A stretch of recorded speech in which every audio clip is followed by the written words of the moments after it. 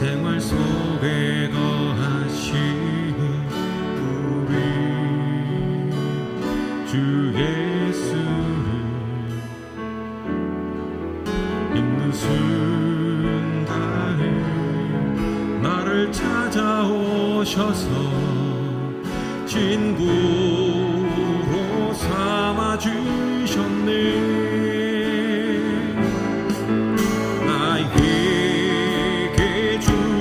주의 놀라운 사랑, 다른 사람들 모르지만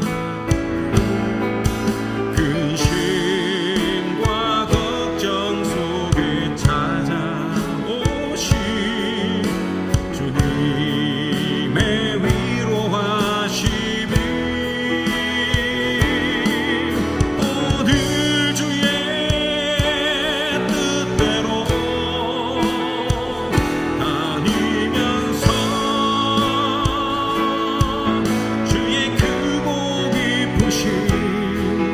아름다운 일들을 능력 주는 자 안에서 찬양하리라 찬양하리라.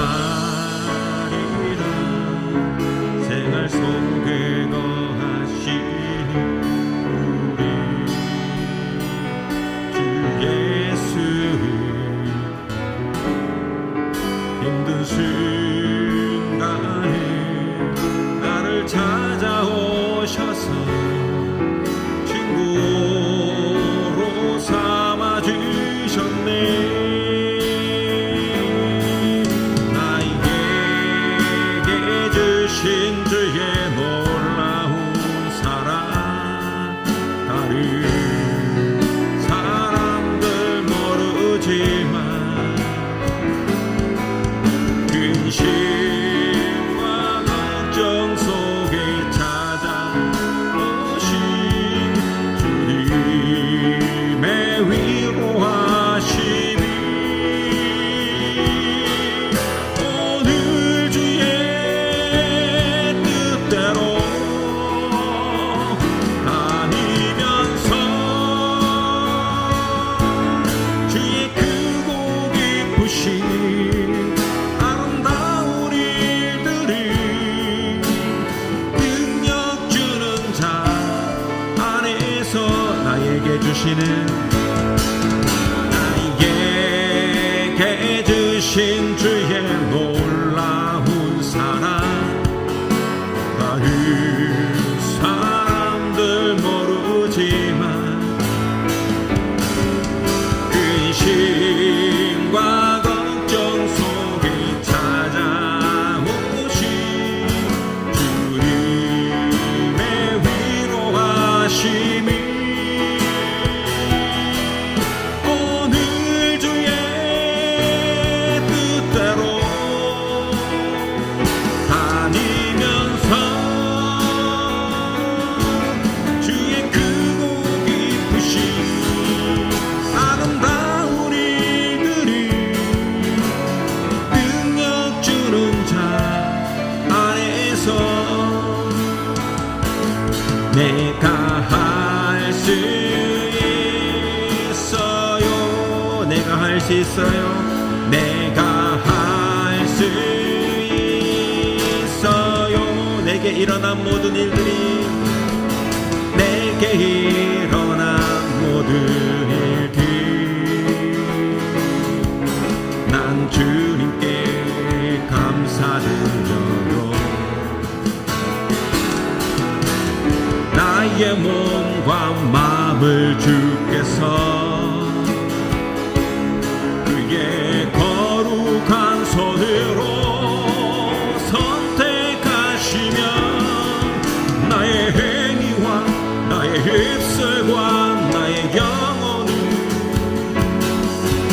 오늘 새롭게 늘 새롭게 하시니 내게 일어난 새로워진 내 모든 것 난 주님께 감사드려요. 내게 일어난 모든 일들 난 주님께 감사드려요. 작고 작은 나를 쓰시고 그의 사랑으로 나를 감싸주시며 나의 행위와 나의 입술과 나의 영혼을 오늘 새롭게 늘 새롭게 하시리. 내게 일어난 새로워진 내 모든 것 난 주님께 감사드려요. 나의 행위와 나의 입술과 나의 영혼을 오늘 새롭게 늘 새롭게 하시니 내게 일어난 새로워진 내 모든 것 난 주님께 감사드려요. 다시 한 번 더 나의 행위와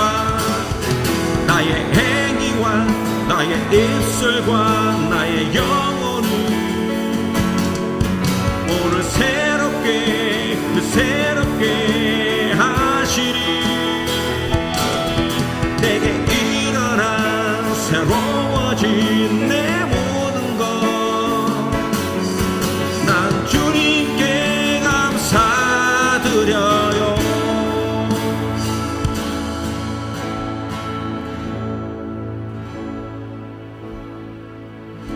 전능하신 나의 주 하나님을 능치 못하실 일 전혀 없네. 우리의 모든 간구도 우리의 모든 생각도 우리의 모든 꿈과 모든 소망도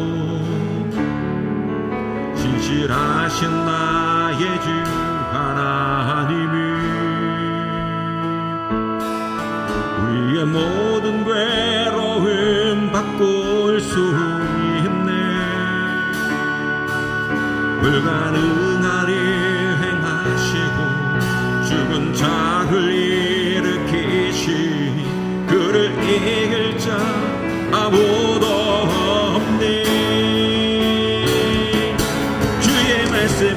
의지하여 깊은 곳에 굴을 던져 오늘 그가 행한 일을 이루시는 것 보라.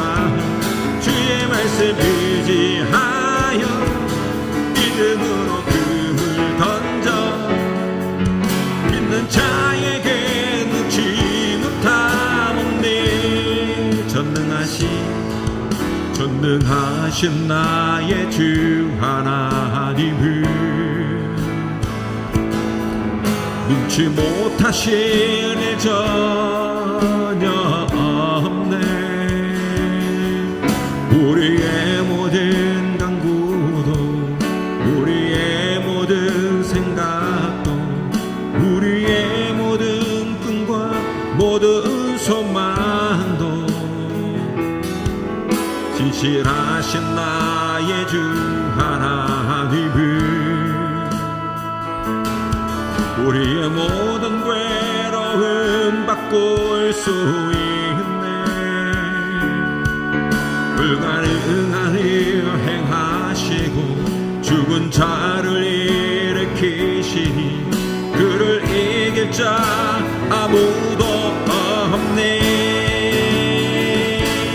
주의 말씀 의지하여 깊은 곳에 금을 던져 오늘 그가 놀라운 일을 이루시니 너 보라. 주의 말씀 의지하여 믿음으로 금을 던져 믿는 자에게 눈치 못함 없네. 주의 말씀 의지하여 주의 말씀 의지하여 기쁨으로 던져 오늘 그가 놀라운 일을 이루시니 너 보라. 주의 말씀 의지하여 믿음으로 금을 던져 믿는 자에게 눈치 못함. 주의 말씀 의지하여 주님 의지하여 깊은 곳에 금을 던져 오늘 그가 놀라운 일을 이루시는 것 보라. 주의 말씀 의지하여 믿음으로 금을 던져 믿는 자에게 눈치 못함 없네. 믿는 자에게는 믿는 자에게 눈치 못함. 믿는 자에게 눈치 못함 없네. 나는 찬양하리라 주님 그 이름 찬양. 예수 크신 주 이름 나 찬양하리라.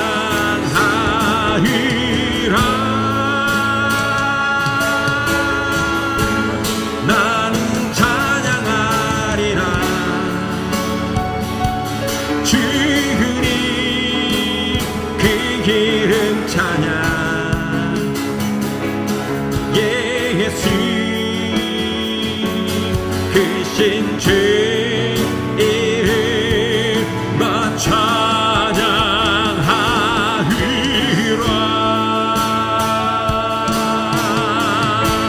나는 영광 돌리리 주님 영광의 이름. 예수 크신 주 이름 나 찬양하리라.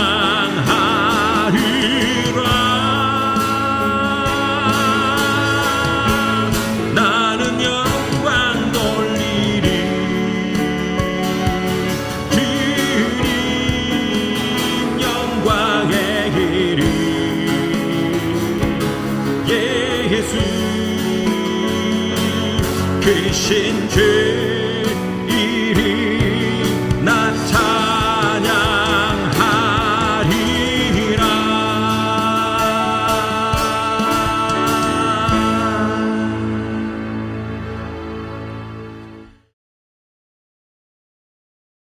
내 평생에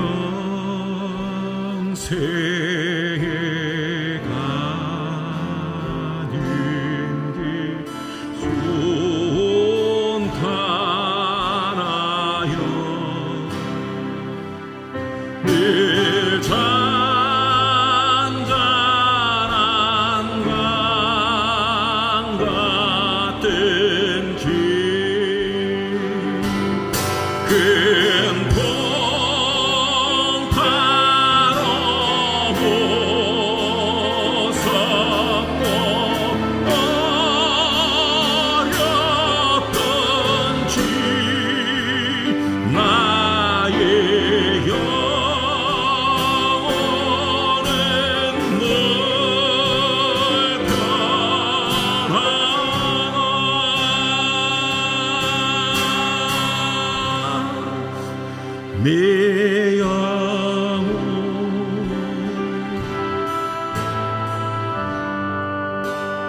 평안히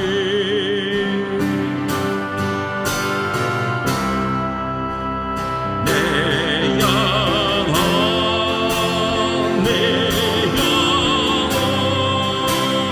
평안히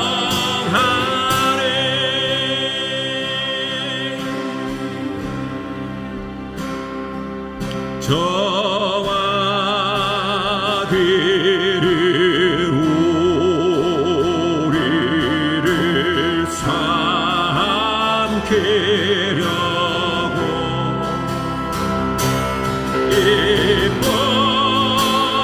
이끌리고 달려와도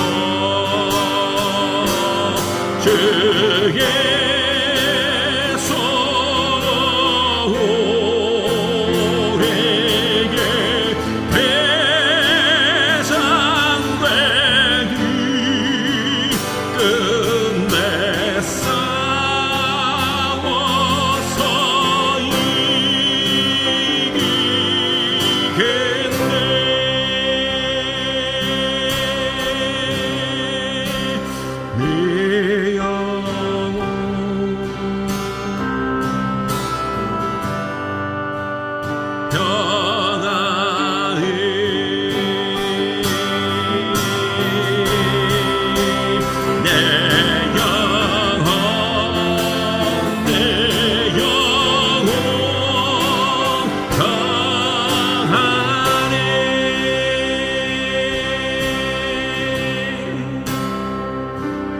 내 지은 죄 주홍빛 같더라도 주께 속에 달래며 주 십자가 배로써 다시소서 긴 문보도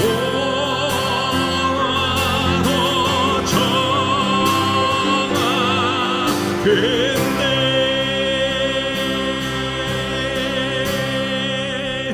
네 영혼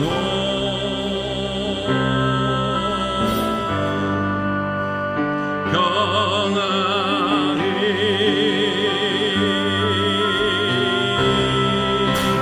내 영혼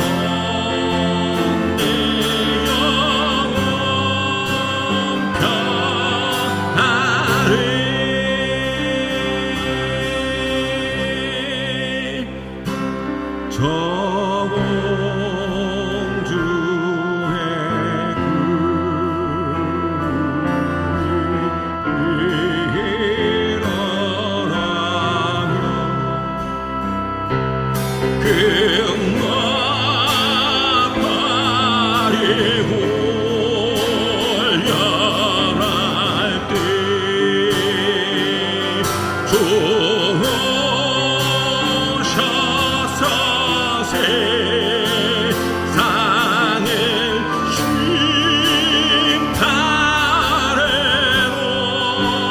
나의 영혼은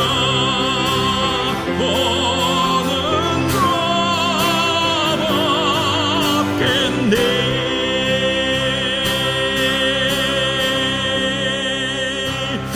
내 영혼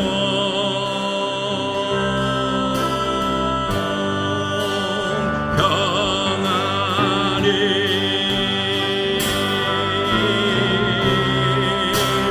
내 영혼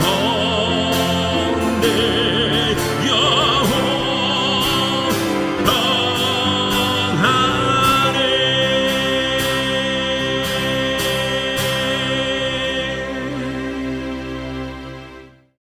함께 나눌 말씀은 사도행전 9장 1절로 9절까지 말씀입니다.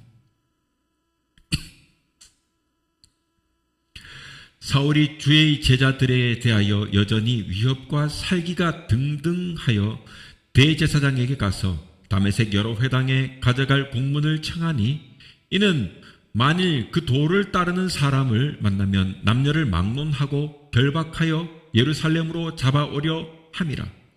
사울이 길을 가다가 다메섹에 가까이 이르더니 호련히 하늘로부터 빛이 그를 둘러 비추는지라. 땅에 엎드려져 들음에 소리가 있어 이르시되 사울아 사울아 네가 어찌하여 나를 박해하느냐 하시기를 대답하되 주여 누구시니까 이르시되 나는 네가 박해하는 예수라. 너는 일어나 시내로 들어가라. 네가 행할 것을 네게 이를 자가 있느니라 하시니 같이 가던 사람들은 소리만 듣고 아무도 보지 못하여 말을 못하고 서 있더라. 사울이 땅에서 일어나 눈을 떴으나 아무것도 보지 못하고 사람이 손에 끌려 다메섹으로 들어가서 사흘 동안 보지 못하고 먹지도 마시지도 아니하니라. 아멘.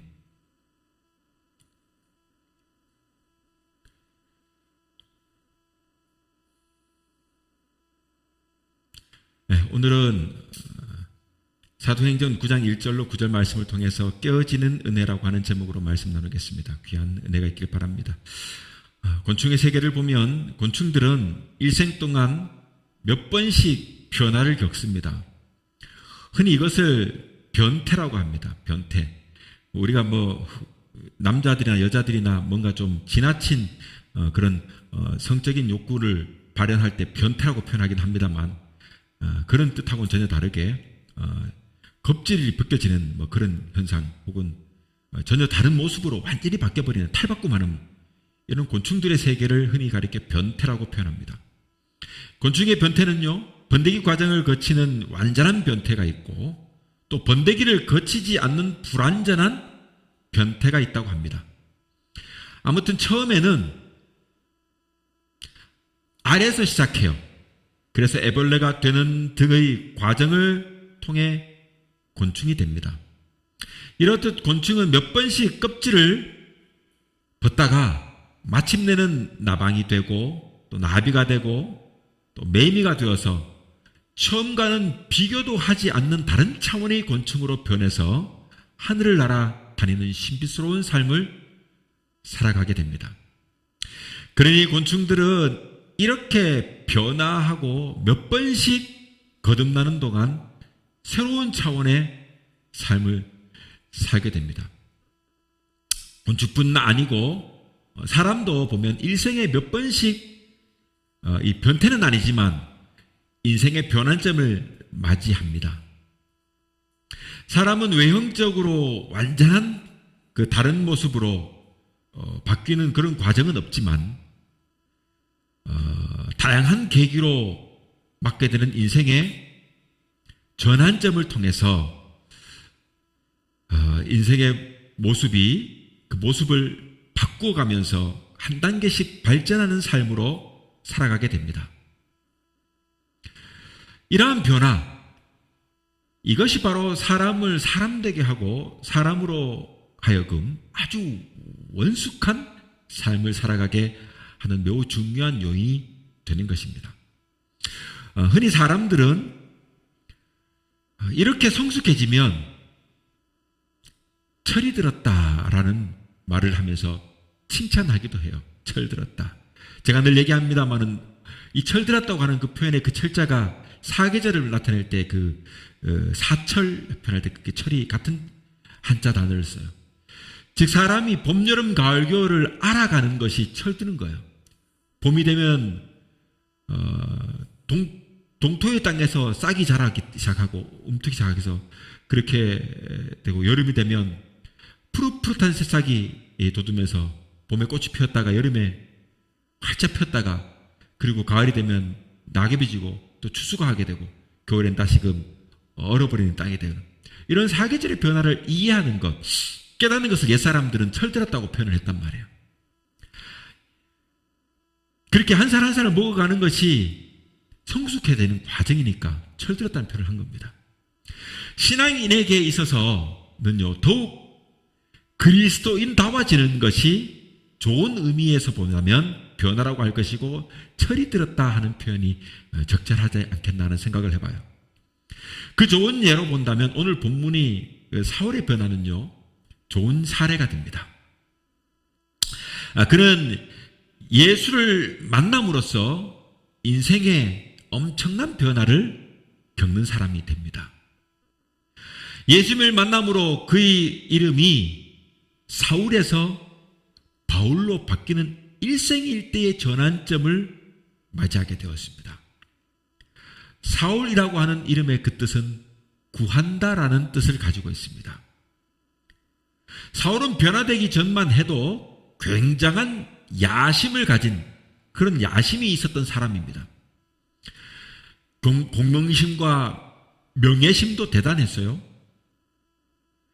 그래서 자신의 목적을 위해서는 수단과 방법을 가리지 않을 만큼 야심찬 사람이었습니다.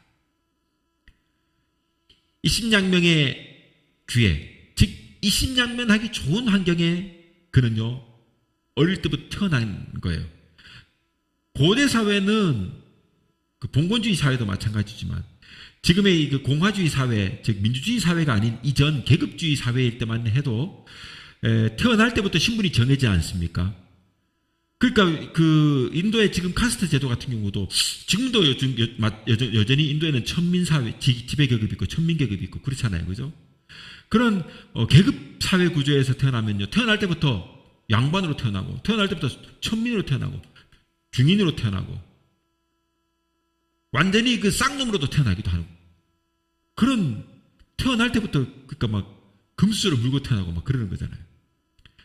근데 이 사울도 마찬가지로요. 태어날 때 그 좋은 환경에서 태어났어요. 그죠? 그래서 그를 자랑할 때, 자신을 자랑할 때 보면은 자기는, 유대인 중에 유대인이면서, 자기는 그 태어날 때부터 아주 좋은 집안 가문 혈통으로 태어나가지고, 혈통적으로는 어디 남한테 뒤질 것이 없는 그런 좋은 집안의 가문에 태어났어요. 그리고 공부도 가말라엘 문화에서 아주 좋은 환경에 공부를 배우면서 당대 최고 문호 앞에서, 문호 밑에서 사사를 받았지 않습니까? 그러니까 아주 좋은 환경에서 태어나고 좋은 성장 과정을 차근차근히 거치면서 길을 닦았던 사람이에요. 공명심도 얼마나 불탔든지 오늘 본문을 보니까 자기가 으쌰으쌰 해가지고 지금 예수 믿는 사람들 쳐넣으려고 지금 다메섹으로 가고 있지 않습니까? 아무나에게 여러분 그런 자격을 주지 않잖아요. 그런데 회당에서 그에 그런 자격을 줍니다. 공에서 그런 자격을 줘요. 그래가지고 대제사장들이 막 자격을 줍니다. 갔다 와라 하면서. 그 정도 청년의 위치에 있었다는 거예요. 많은 사람들이 신망의 대상이었고 인정받는 유대인의 어떤 유대파인이었다는 얘기죠. 그런 좋은 성장 과정의 길을 차분히 닦아가고 있었던 상황입니다. 보통 대부분의 사람들이 가고 싶어하는 그런 삶을 구하면서, 그런 삶을 살아가면서 지금 그 앞에는요 출세만 놓여 있는 거예요. 출세길이 열려 있었던 거예요. 아주 그냥 그 길로만 쭉 나가면 유대교 쪽에서는 아주 그냥 출세가도 성공가도를 달고 나중 되면 바리새인으로, 그리고 그 선생으로, 랍비로 아주 칭송받는 자리까지 이룰 수 있는 그런 환경이, 조건이 주어진 사람이다. 그래서일까요? 오늘 본문의 사울의 이름의 뜻이 뭡니까? 그래서 그 이름이 구한다 라는 뜻이 들어있는 사울 아닙니까? 그런데 이 사울이 어느 날 예수님을 만나면서부터 그의 인생이 속된 말로 하면은 꼬이기 시작한 거예요. 인생이 꼬였다. 야, 골치 아프다. 꼬여버렸네. 사람 한번 잘못 나가죠. 그것도 조금 꼬인 게 아니죠. 굉장히 꼬여버린 거예요. 굉장히 꼬여버린 거예요. 그러니 그의 이름이 사울에서 바울로 바뀐 것이 아니겠습니까? 자, 사울이 이름이 구하다 하는 뜻을 가졌다면 바울의 이름은요, 그 뜻이 작다 하는 뜻이에요. 작다. 작은 자. 이 말은 모든 사람들보다 더 작은 자라는 뜻입니다.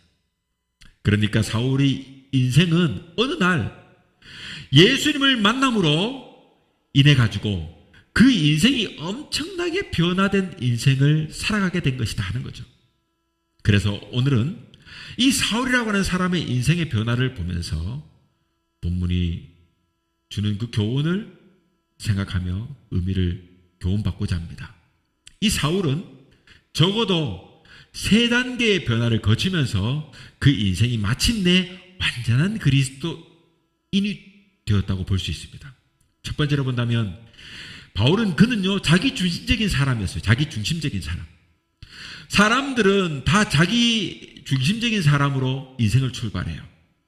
그 태어나면서 응애하고 태어나면요 배가 고프면 응애하고 밥 달라고 울잖아요. 자기 중심적이니까. 그리고 똥을 사가지고 오줌을 싸가지고 기저귀에 젖거나 엉덩이에 막 축축하게 막 먹으나 불편하니까 또 응애응애 울어요. 그러니까 응애응애하고 울면은 부모가 이 아이가 불편하게 뭔가 뒤져보면서 기저귀를 갈아주거나 젖을 먹인다.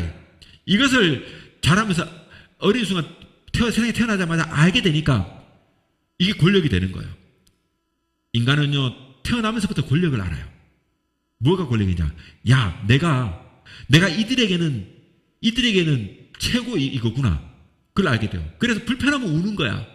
울면은 부모가 알아서 막 챙겨줘. 주변 사람들이 다 챙겨줘요. 부모뿐만 아니라 주변 사람들이 막 온갖 관심과 사랑을 기울여가면서 막 자기를 보살펴줘요. 그러니까 아이가 어릴 적에 권력 맛을 아는 거예요. 인간은 태어날 때부터 권력욕을 알아요. 이게 권력이구나 알아요. 내가 우는 것이 권력이라는 걸 아는 거예요. 그래서 우는 거예요. 울어도 부모가 신경 안 써주면요 울지 않아요. 어린아이를 그래서 훈육할 때 외국인들은 우리는 아이들을 가정에서 안방에서 아이를 같이 재우고 키우지만 외국인 태어나서 얼마 되지 않으면 바로 그 애가 젖을 물건 한 다음에 잠을 자면 바로 그 애기 침대에다 누이거나 한 후에는 자기 방으로 나중에 쫓아내버려요. 그러니까 안 울어요. 혼자 있어도 안 울게 돼요. 그런데 엄마의 몸을 타거나 하면은 업어줘야 그치고 안아줘야 그치고 이 부모를 탄 거야. 이게 권력인 걸 아니까 내가 울면은 안아주는구나. 내가 울면은 밥을 먹이는구나. 내가 울면은 기저귀를 갈아주는 걸 아는 거예요. 여러분 이처럼 사람은 태어나면서 매우 자기 중심적이고 자기 권력적이에요. 갓난아기는 먹거나 사는 데 문제가 불편하기 때문에 그렇게 되는 거예요. 그죠? 그냥 울면은 다 해주니까. 여러분 이 모든 게 쉬워요. 아이는 그저 울면 해결되는 거잖아요. 자, 이런 상황은요 대체로 모든 인간이 다 똑같아요. 그러나 여기에 환경이라는 여건이 뒷받침되면 비록 인생의 출발은 다 똑같아도 사람의 장래는 완전히 달라져요. 태어날 때 응애하고 태어나가지고 뭐 부모의 기저귀 채워주고 부모가 젖을 물이고 다 똑같잖아요. 그런데 환경이라는 것은 다 달라요. 그래서 어떤 아이는 여러분 양반으로 태어나고 어떤 아이는 천민으로 태어나고 이러면 환경 때문에 완전히 그의 인생이 달라지는 거잖아요. 흔히 우리가 그래서 금수저니 흙수저니 하는 거 아닙니까? 금수저, 흙수저라는 표현. 즉 좋은 환경, 좋은 조건을 갖추고 태어나서 누릴 수 있는 모든 혜택을 입으면 자기 중심적인 인생을 살면은 그렇게 입으면서 자기 중심적인 인생을 살면은 그 배경에서 오는 그 성공 확률은요 무척이나 높을 것 아니겠습니까? 우리 아버지가 회장이야. 대기업 회장이야. 그러면요 대학까지 나올 때 동안 좋은 대학도 갈 수 있어요.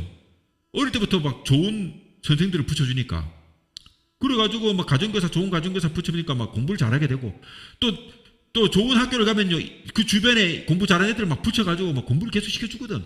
그리고 나오면은 취직할 때도 자기 기업에 말단 직원으로 물론 취업 입사 시작하지만 얼마 지나지 않으면 바로 과장이나 여러분 높은 자리에 올라가가 부장 올라가고 막 나중에는 막 얼마 1년 2년 지나면 경영 수업 한다면서 막 높은 자리에 올려가지고 이사 정도 올려가지고 막 따라다니게 하고 경영 수업을 시키지 않습니까? 성공 확률은요 무척이나 높은 거예요. 좋은 환경에 태어나면. 그런데 물론 잘못 배운 인생이라면 소위 갑질이나 하면서 살지 않겠습니까?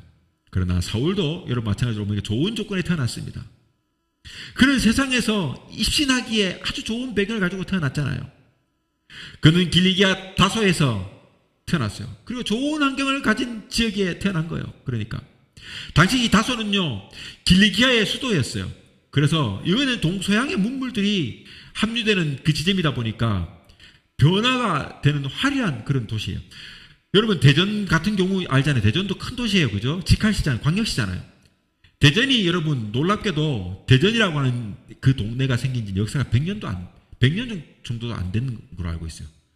대전에 경부선 철도가 생기면서 거기에 철도가 생기면서 역이 하나가 생겼거든요. 그 역 때문에 사통팔달이 일어나면서 지금의 대전이 된 거예요. 조선시대에는 대전은요, 촌동네였어요. 그냥 과거로 가면 지나가면 마을 한두 개 있는 그런 촌동네였어요. 있지도 않은 동네였단 말이에요. 그런데 도시화되면서, 근대화되면서, 현대화되면서, 교통과 물량이 증가하면서, 거기에 역이 하나 생기면서, 지금의 대전이라는 거대한 도시가 만들어진 거예요. 여러분, 오늘날은 그래요. 지금 이 천안에 있습니다만, 우리가 삽니다만, 이 천안 같은 경우도 보시면 그 사통팔달이 이루어진 그 물류의 중심지 같은 이동하는 그 중앙에 있는 지역이거든요. 그러다 보니까 막 엄청나게 발전을 해요. 저희가 처음 왔을 때 인구가 여기 55만이었는데, 불과 지금 10년 됐는데, 65만이라 그래요. 옆에 아산까지 합치면 인구가 100만이 넘어요. 엄청난 도시로 성장한 거예요. 왜입니까? 최근에 일어난 이 물류 환경 때문에 여기가 엄청나게 급속도로 발전하는 도시가 되는 거예요. 여러분, 길리기아에 있는 이 다소라고 하는 곳은 이런 물류가 움직이는 아주 그 지점이었어요. 여러분, 물류가 움직인다는 얘기는 고대에는 뭘 얘기하는 거냐면요, 거기에는 단순히 무역만 잘 되는 것이 아니에요. 그 무역을 통해 가지고 지식이 교류가 되고, 그러다 보니까 굉장히 그 어릴 적부터 선진 문물들을 보면서 성장할 수 있는 기회를 얻은 거예요. 그러다 보니까 사울은 어릴 때부터 세계적으로 발전된 이 로마 문명의 영향을 듬뿍 받으면서 자라요. 그리고 그 당시에 세계 그 철학적 사조의 중심이었던 그 헬라 철학, 즉 그리스의 철학들이 많이 들어올 수 있는 환경에서 자라며 공부를 했습니다. 즉 세계적인 안목을 가지고 자랄 수 있는 그런 좋은 환경을 가지고 있었습니다. 이런 좋은 환경을 가지고 그는 자랐어요. 그러다 보니까 자연스럽게 넓은 안목과 철학적인 지식, 자유를 가지게 돼요. 자유를. 그래서 사울은요, 논리적으로 굉장히 똑똑한 사람이었어요. 세계로 열려있는 의식을 가지고 있는 사람이었어요. 또한 그의 가슴에는요, 유대인의 피가 흐르고 있었습니다. 즉 사울은 아주 보수적인 신앙과 바리새적인 정통적 신앙적 사조를 소지한 열정적인 사람이었어요. 무엇보다 그의 학문으로는요, 당대 주류였던 가말리엘의 문화에서 아주 엄격한 율법 교육을 받으면서 자랐습니다.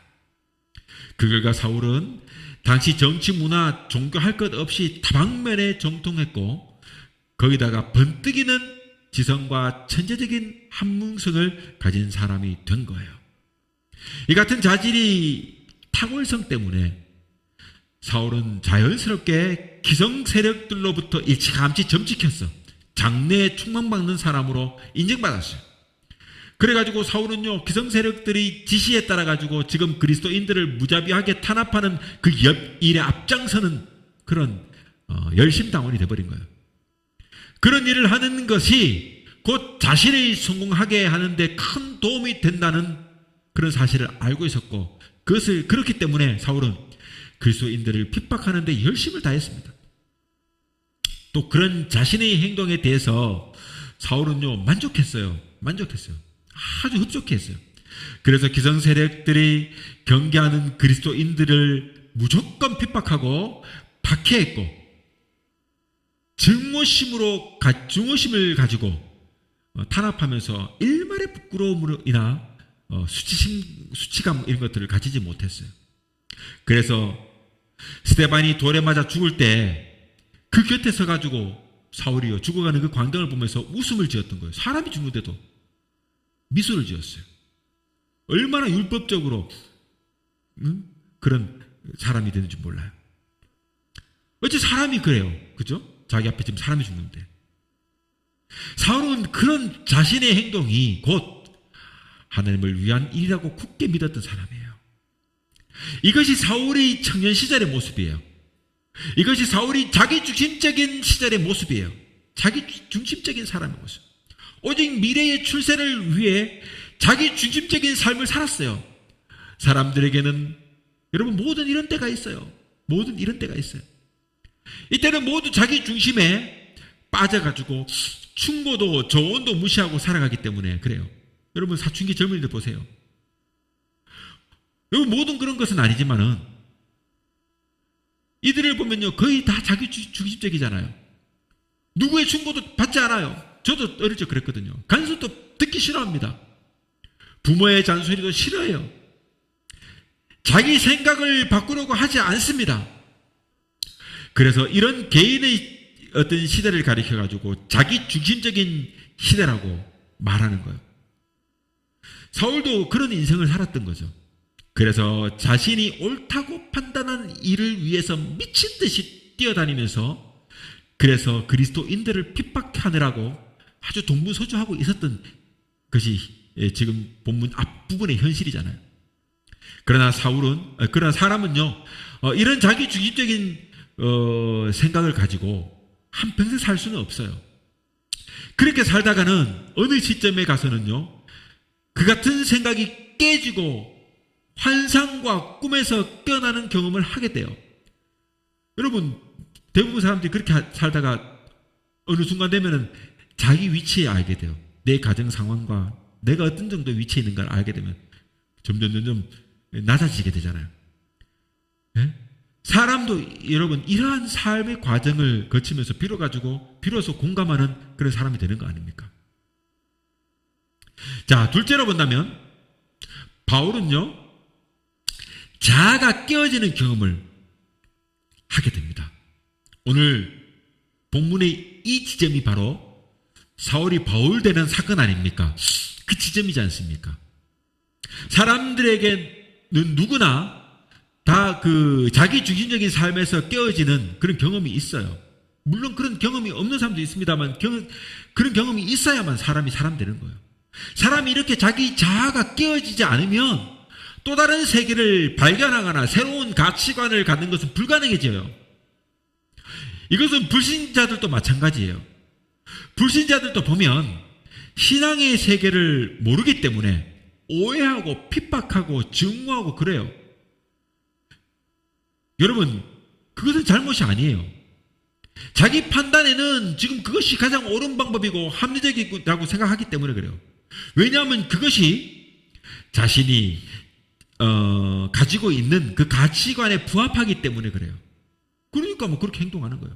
사람이 변화하지 못한 그 사람이 현재 자아이기 때문에 사람이 그런 생각을 가지고 있는 한 구원이나 천국 같은 것은 전혀 필요 없는 것들이 되는 거예요. 그러니까 믿지 않는 사람들이 예수 믿으라 그래도 우습게 여기는 거예요. 우습게 여기는 거예요. 아직도 자기 중심적인 삶을 살고 있거든. 예? 자기가 얼마나 유한한 존재인지, 죄송합니다. 얼마나 유한한 존재인지, 얼마나 부족하고 때가 되면 늙어버리고 힘없고 언젠가 되면 죽어버리는 그런 여러분 짧은 인생을 사는 그런 그 인생인지를 모르고 있는 거예요. 마지막 죽음 앞에서 쩔쩔매는 거예요. 그러니까 그래서 여러분 믿지 않는 사람들이 오직 챙기는 게 뭐예요? 건강밖에 없어요. 건강밖에. 자기가 지금 바라볼 수 있는 건 오직 한 가지 건강밖에 없거든요. 그래서 건강하려고 온통 투자하고 노력하고 돈을 써가면서 그러나 그 인생도 길어야 80이고 90이에요. 여러분 이렇게 짧은 인생을 살아요. 복 받으면 100세 인생이 아니겠습니까? 그런데 여러분 저 인생이 얼마나 불쌍한 인생입니까? 그렇게 살면서도 예수 믿는 사람들을 예수 믿으라면 핍박하고 콧방귀 끼고 저렇게 살아요. 그러나 이해해야 돼요. 그가 가지고 있는 성장한 그 가치 그거까지밖에 안 되기 때문에 그런 거예요. 한마디로 그 사람은요 이렇게 적당히 무식할 때 가장 용기가 있는 거 아니겠어요? 믿지 않는 사람은 적당히 무식한 사람들인 거예요. 따지고 보면 예수 모르는 사람들만큼 무식한 사람이 세상에 어디 있어요? 진리를 아는 것이 여러분 가장 고귀한 지혜예요. 우리가 예수 믿는 것이 세상에 가장 고귀한 지혜예요. 그래서 진리가 우리를 자유케 하는 것이고 여호와를 아는 것이 모든 지혜와 지식의 근본이 되는 거예요. 그러니 저들이 적당히 무식할 때 가장 용기 있게 행동하는 거예요. 저들이 지금. 그런데 이런 사람이 그 그릇된 자아가 깨지고 틀 속에서 헤어나서 신앙의 세계를 비로소 알게 되면은 그는 또 다른 그 세계를 알게 됨으로써 눈을 뜨게 되는 거예요. 제가 늘 지난번 예전에 한번 설교했을 때 얘기했습니다만, 나만 장군이 알지 않습니까? 나만 장군. 그가 문둥병에 걸렸어요. 여러분, 지금 그 나만은요, 자기 나라에서는요, 군대 장관이에요. 국무총리예요, 국무총리. 어마어마한 거예요. 모든 군대를 통솔하는 최고의 자리에 있어요. 그 권세가 쩌렁쩌렁하지 않겠습니까? 근데 문둥병에 걸렸는데 해결이 안 돼요. 근데 계집종이 유대 나라에서 끌려와가지고 노예로 끌려와 종에 있는 계집종이 있는데, 계집종이 그러는 거야. 우리나라에 엘리사라고 하는 분이 있는데 그분 찾아가면 못 고칠 병이 없다. 구원 같은 얘기지만 평상시 같으면 여러분 그 종 말 듣겠어요? 어디서 끌려온지 알지 못한 저 신분도 미천한 저 종의 말을 누가 들어요? 그런데 자기가 아프니까, 곧 죽게 된 문둥병, 고치지 못하는 문둥병에 걸리니까 어떻게 돼요? 그 종의 말을 듣게 되잖아요. 그리고 갔어. 여러분, 바리바리 싸들고 갔단 말이에요. 고치면 주려고. 그런데 갔더니 얼굴도 보지 않는 거 아니에요? 얼굴도 보지 않아요. 그리고는 요단강에 가가지고 7번 목욕을 하라는데 기가 차지 않습니까? 내가 누군데? 지금요, 이 나만이 왔다는 소리를 듣고 지금 이 자기 나라의 임금은 깜짝깜짝 놀라요, 지금. 이스라엘 왕은 벌벌 떨고 있어요. 왜 떨어요? 혹시 내가 잘못해가지고 말이라 잘못해가나 실수하면 자기 군대 쳐들어와가지고 우리 나라를 어떻게 할까 싶어 겁이 질려가지고 쩔쩔 매고 있는데, 여러분, 엘리사는요, 눈 하나 깜짝하지 않아요. 나와보지도 않아요. 그러면서 자기 종한테 시켜가지고 나와 이 나만에게 말하기를, 요단강에 가지고 7번 몸을 씻으라고 말하는 거예요. 지금 얼마나 화가 납니까? 그런데 그가 그렇게 순종하지 않습니까? 돌아가려고 하는데 주변에 막 말로 하니까 종들이, 부하들이. 그래서 결국 목욕을 해요. 7번 몸을 씻었어요. 병이 낫지 않습니까? 여러분, 이 나만이 지금 병을 고쳐서 그가 그 후에 고백하기를, 내가 이제야 하나님이 만군의 그리고 모든 신의 참신인 것을 내가 깨닫는구나. 이제야 여호와가 하나님인 것을 내가 믿노라라고 고백하는 장면이 나와요. 그는요, 그전까지요, 자신이 가지고 있는 위치가 최고이고 자기가 믿는 신이 참신인 줄 알았는데, 참신이 그게 아니라 여호와 하나님이 참신한 걸 깨달은 거예요. 여러분, 나만이 추구했던 세상은요, 나만이 추구했던 이전의 세상은 어떤 세상이냐면, 권력과 힘과 이것으로 최고의 자리에 오르는 것이 그가 생각하는 세상의 가치관이고, 세상에 그가 믿는 힘이고 믿는 세상의 가치관이에요. 그러나 이후에 그가 몸을 씻고 회복된 이후에 그의 인생의 변화는요, 그의 인생의 가치관은 그것이 아니라 여호와를 믿는 것이 참 신앙이라서 깨닫는 거예요. 여러분, 우리 인생에는 이와 같이 나만처럼 변화가 필요한 거예요. 사울처럼 이런 변화가 필요한 거예요. 여러분, 신앙의 세계를 비로소 알게 되면 이전에 세상의 가치를 최고에 뒀던 그 자리에 그걸 최고로 뒀던 세상의 신앙과 이제 여호와 하나님을 믿는 신앙이 새로운 신앙으로 바뀌게 되는 거예요. 신앙의 세계를 비로소 알게 되면 그는요, 또 다른 세계를 알게 되는 거예요. 지금 사울이 신앙의 세계를 알게 되는 순간 또 다른 세계를 알게 된 거예요. 아, 그거구나. 이것을 눈에 띄게 되는 거예요. 아, 그거구나. 하나님을 아는 것이 참 세상이구나. 하나님을 아는 것이 올바른 세상을 아는 것이구나. 여호와를 아는 것이 지혜의 근본이구나. 여호와를 아는 것이 참 지식의 근본이구나. 여호와를 아는 것이 구원이구나. 이것을 깨닫는 거예요. 여러분, 이것은 엄청난 변화입니다. 그리고 그때야 하는 고백이 뭡니까? 우리가 예수 그리스도를 믿고 진정한 예수 그리스도가 나의 구주로 고백하게 되면, 우리가 바르게 신앙을 가지게 되면 하는 고백이 뭐예요? 나는 죄인입니다. 나는 죄인입니다. 이것을 알게 돼요. 예수를 믿는 그 순간 내가 죄인이라는 사실을 알게 돼요. 예수 안 믿는 사람들 물어봐요. 내가 뭔 죄가 있는데? 이런단 말이에요. 그런데 우리 예수 믿는 사람들 나는 죄인입니다. 주님 앞에 고백할 때, 기도할 때 뭐 합니까? 주님, 저는 죄인입니다. 고백하잖아요. 아무나 이 고백 못해요. 예수 믿기 때문에 하는 거예요. 예수 알기 때문에 하는 거예요. 죄인인 것을 깨닫는 그 사람이 천국의 시민이 되는 거예요. 여러분, 저 같은 목사들은요, 이런 사람이 변화를 보면 그러므로 가장 보람되게 느껴지지 않겠습니까? 여러분, 예수 믿지 않는 사람이 예수 믿는 것을 보는 순간 목사들이 가장 기쁘는 거예요. 우리가 주변의 친구들 중에 믿지 않는 친구들 예수 교회 나오게 해가지고 그 친구들이 예수 믿게 되면 그 순간을 보는 그만큼의 기쁨과 희열이 없는 거예요. 아무튼 사울도 예수를 믿기 전에 이와 같은 고정관념을 가지고 이곳저곳 다니며 그리스도를 모조리 잡아가며 그리스도를 모조리 잡아가고 핍박했고 또다시 이 일을 하려고 지금 다메섹으로 가고 있는 그 길에, 이 길에서 예수님을 비로소 만난 거예요. 그가 그렇게 핍박하고 증오하던 그 예수님을 지금 거기서 만나게 된 것입니다.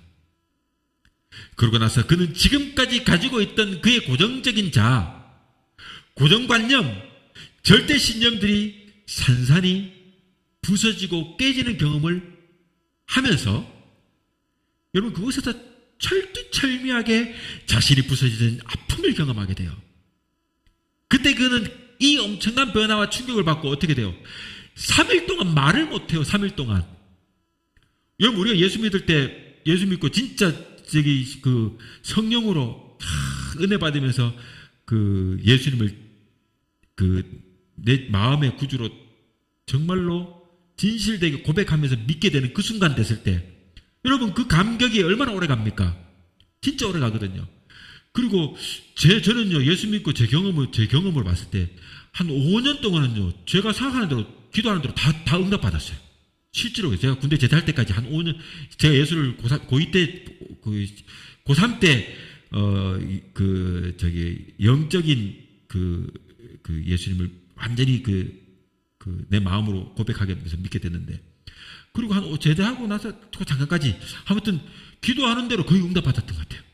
그런데 여러분 이 바울도 이 엄청난 이 엄청난 경험 때문에 3일을 말을 하지 못해요. 얼마나 그 충격이 커서 그는요 식음을 전폐하고 자신이 산산이 부서지고 깨지는 그 고통을 겪습니다. 그리고 나서야 비로소 사울이 바울이 되었던 거예요. 물론 보지도 못하는 것도 있었잖아요. 그죠? 그러니 이것을 보더라도 사람은요 모두 적어도 한 번은 이렇게 부서지고 깨지는 인생의 전환점이 있어야 해요. 그래야 변화됩니다. 야곱이 여러분 야복강가에서 천사와 씨름하는 동안 깨어졌지 않습니까? 야곱이 이 사건을 통해 가지고 장자권의 문제를 시작되었던 형 에서와의 관계가 개선되고 자신의 이름이 마침내 야곱에서 어떻게 돼요? 이스라엘이 되는 거예요. 여러분 저는 이 사건을 마침내 하나님으로부터 이 야곱이 진정으로 장자권을 인정받는 대목이라고 저는 봐요. 그가 깨어져야 이스라엘이 되는 거예요. 야곱이 비로소 이스라엘이 되는 거예요. 환도뼈가 부러지는 경험을 해야. 그가 여러분 외삼촌 라반에서 집에서 나올 때도 거짓말 쳐가면서 얼룩양사건을 해가면서 그렇게 나온 거 아닙니까? 그잖아요. 이런 거짓말을 해가면서 여전히 변화되지 않았던 거예요. 그런데 야복강에서 이제 곧 형을 만나야 되는데 자기 형이 여전히 자기를 죽일까 겁이 나가지고 그 집안도 두 대로 나눠가지고 보내고 자기는 지금 일이 남아있지 않습니까? 그 밤에 천사와 씨름하면서 그제야 비로소 환도뼈가 부러지는 아픔을 경험하면서 그가 야곱에서 이스라엘이 되는 거예요. 이렇게 깨어져야 이스라엘이 되는 거예요. 우리도 이런 경험이 필요한 겁니다. 주님을 만나고 깨어져야 마침내 은혜의 자리에 오르는 거예요. 다윗은 압살롬으로부터 반역을 당하고 나서 살고자 정신없이 맨발로 여러분 머리를 풀어 헤치고 피신하면서 막 울면서 막 신발도 신지 못하는 채로 막 그렇게 뛰며 울며 도망하는 동안에 그가 과거에 지은 죄를 피눈물 흘리며 회개하면서 부서지고 깨어집니다. 누가? 자기 아들이 자기를 죽이려고 지금 모반을 일으킨 거 아니에요. 남도 아니고 지 새끼가. 그러니 막 눈물을 먹으면서 얼마나 그렇게 했습니까? 이런 깨어짐을 통해서 회개하면서 변화된 거예요. 그래서 그 자리 그리하여 가지고 그가 다시금 왕으로 돌아올 수 있게 된 거예요. 왕으로. 요나는 하나님의 명령을 어기고 다시스로 도망가다가 물고기 뱃속에 들어가 가지고 여러분 3일을 갇혀 가지고 있는 동안 회개를 통해 가지고 깨지고 다시금 선교사가 되어 가지고 니느웨로 선교를 할 수가 있었던 겁니다. 탕자도 아버지의 품을 떠나 가지고 방탕하다가 우리 안에 돼지를 먹는 그 지엽 열매를 먹으면서 눈물로 회개하고 부서지니까 아버지에게 돌아갈 용기가 생긴 거예요. 삼손도 여러분 나시린으로 태어났지만 그럼에도 불구하고 자신의 본분을 망각하고 술과 호색과 연락하며 살다가 마침내 눈이 빠진 채로 맷돌을 돌고 수모를 당하니까 그제서야 눈물로 회개하고 깨어지지 않습니까? 그가 마침내 죽을 때는요, 장렬한 죽음으로 결국 마지막에 죽을 때 그의 사명을 이루면서 그 이전에 멀쩡하게 있을 때 죽인 자들보다 더 많은 자를 죽이면서 장렬히 전사하며 그 일 사사의 의무를 마감하는 거예요. 여러분, 이 사람들은 모두 다 그렇게 깨어지고 부서지는 아픔을 경험하면서 새 인생을 맞이하게 된 것입니다. 사람은 누구나 이렇게 깨어지는 경험이 해야 돼요. 깨어져야 할 때 깨어지지 않으면 자기 본의 자아가 여러분 그대로 남아 있어서 그 인생이 괴롭히게 되는 거예요. 그래서 어떤 사람은 나이는 어른이 되었는데도 불구하고 여전히 말하는 것이나 생각하는 것이 철없는 행동을 하는 사람들이 있게 되는 거예요. 이는 깨어지지 않아서 그런 겁니다. 깨어지지 않으니까 겉으로 보기에는 영락없이 그리스도인 같지만 그 속을 보면은 여전히 옛사람의 모습 그대로 남아있고 고집과 혈기를 가지고 있게 되고 편견을 극복하지 못하고 살아가게 되는 거예요.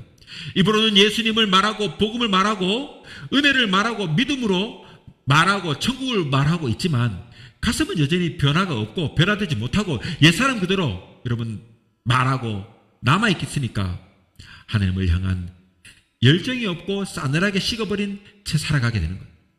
그러니 우리는 깨어져야 합니다.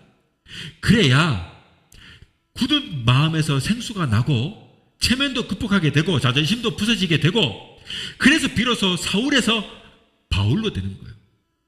여러분, 사울은 구하는 자였지만 바울은 여러분 작은 자 아닙니까? 여러분 작은 자가 되어야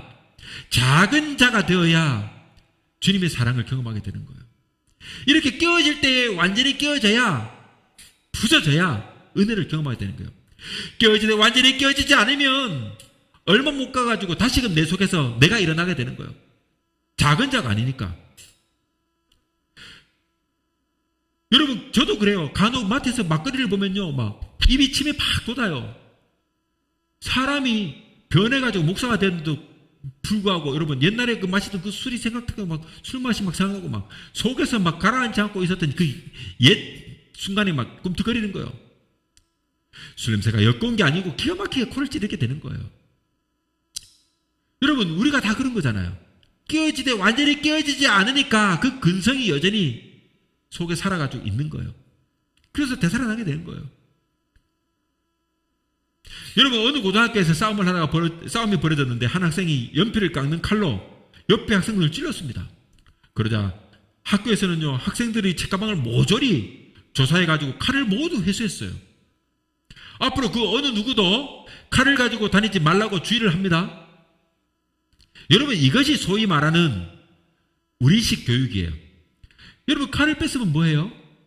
사람을 해줄 수 있는 것은 칼 말고도 뾰족한 컴퍼스도 있고 컴퍼스라 그러죠? 연필도 있고 볼펜도 있어요. 여러분 심지어 그것뿐 아니라 종이도 있잖아요. 돌돌돌 말아가지고 뾰족하게 만들면 사람 눈을 찌를 수 있는 무기가 돼요. 문제는 칼이 아니고 인간의 마음이 문제인 거잖아요. 지금 마음이 깨지는 것이 문제예요. 이것이 깨지고 부서지면 모든 것이 다 해결되는 거예요. 사울이 비로소 바울 되는 것은 그가 다메섹의 그 길에서 예수님을 만남으로 부서지고 깨졌기 때문에 그래요. 그래서 폭군 같았던 사울이 변해가지고 양같은 온순한 전도자로 변화했던 것입니다. 자, 세 번째로 보자면 바울은 마침내 전도자로 사용되어졌습니다. 사울은 자신이 깨어지는 그 과정을 거치지 않으면 주님으로부터 부름을 받을 수가 없습니다. 사울이 다메섹에서 깨짐으로 하나님이 그를 불러 이방 전도자로 삼으셨어요. 요나가 물고기 뱃속에서 깨짐으로 하나님은 그를 니느웨로 보내가지고 구원의 소리를 외치게 했던 거예요.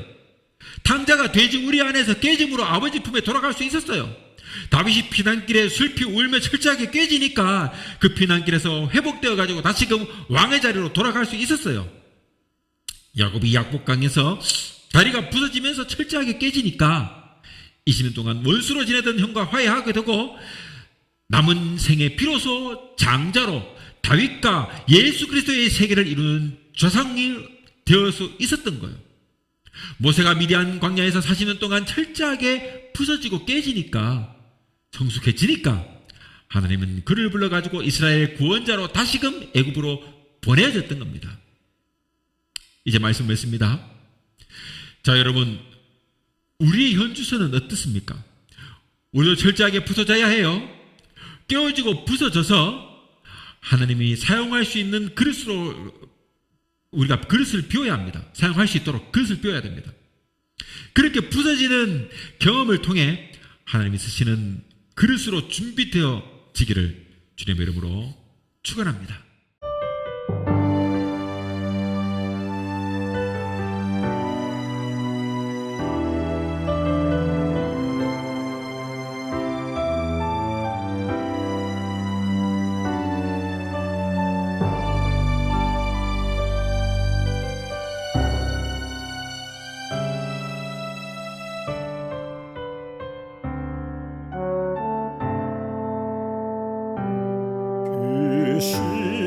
십자가 나 바라볼 때 부끄러운 내 삶을 보네 씻기지 않는 주홍빛 내 죄 십자가 앞에 선명히 보네 가늠할 수 없는 사랑으로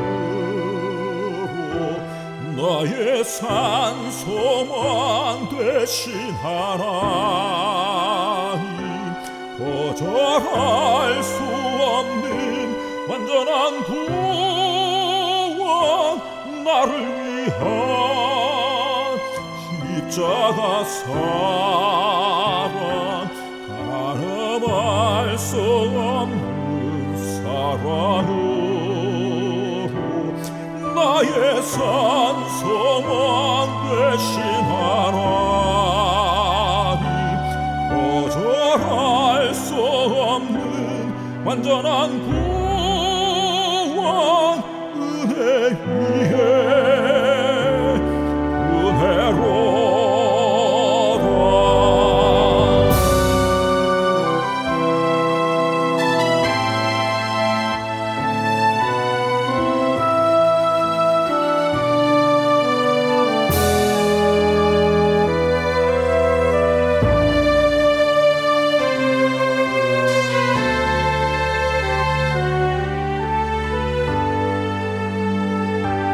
주님의 계획 내 생각보다 크고 주님의 사랑 평안할 수 없네 나의 평생을 주님 위해 살리 은혜 위에 은혜로 가늠할 수 없는 사랑으로 나의 산 소망 되신 하나님 거절할 수 없는 완전한 구원 은혜 위에